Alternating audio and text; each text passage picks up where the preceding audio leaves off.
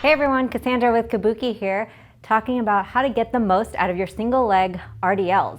I'm going to piggyback off of the last video that I recently did talking about how to get the most out of your standard RDL.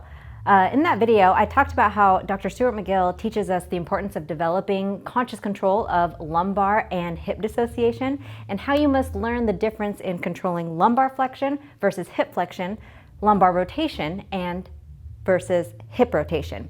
And so in this video, I'm going to teach you how we teach a single leg RDL to reinforce those concepts and to optimize that hip hinge.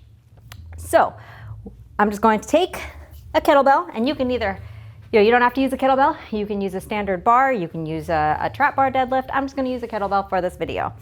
So for single leg RDLs, I'm just going to hold the kettlebell with both hands, and I'm going to aim for mid-foot, focusing on pushing my hamstrings back, loading hamstrings and glutes, hinging at the hips, okay, which leads me into some faults.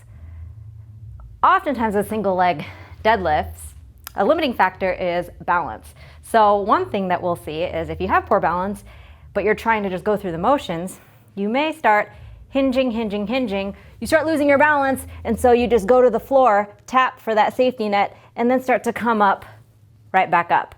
The other fault, if you lose balance, is starting to twist away from it. And you notice how my pelvis, instead of staying level, it's now twisting away from, or to avoid falling. And then I may even twist out, I may start twisting in and letting that pelvis tilt down may also just be a fault from weak glutes. If you are twisting a bunch, I would say, or losing your balance, I would say go back to a standard RDL and master those hip hinge mechanics first on both feet before going down to one. Or you can modify this by just sliding the other foot back. Okay, sometimes people even use sliders, like to move furniture on, or you can just take your foot, slide it back just as a kickstand to support the hip hinge. Now, another fault that I tend to see is just trying to go too far. And when that happens, the hip hinge motion stops, and then my low back takes over. So if you can see that, I lead with a hip hinge, all is good, and then once I get to a point, I think that going lower is going to give me more out of the exercise, and then I just start unhinging here. Okay? So that's just going to be unnecessary hinging at the lumbar spine. That's not going to get you more out of the exercise. So if you can practice just loading that range where you can get an optimal hip hinge and loading of the hamstrings and glutes, it's going to maximize the effect of the exercise, and you're going to get more out of it. The last thing is not hip hinging at all. So they just start bending here and unhinging at the lumbar spine.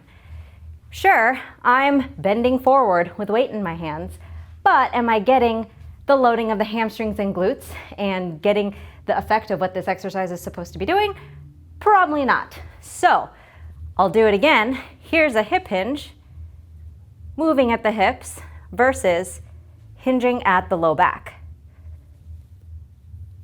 Both show me bending forward with weight, but the goal here is trying to load and master hip hinge mechanics.